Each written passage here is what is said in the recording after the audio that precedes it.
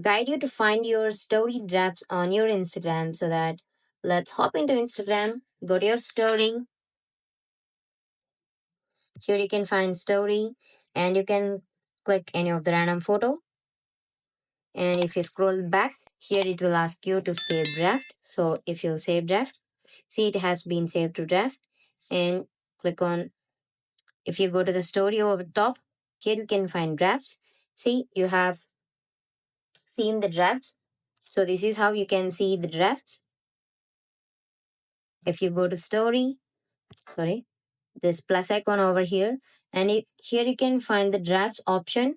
You can click here and this is how you can find the drafts, or otherwise go to your profile.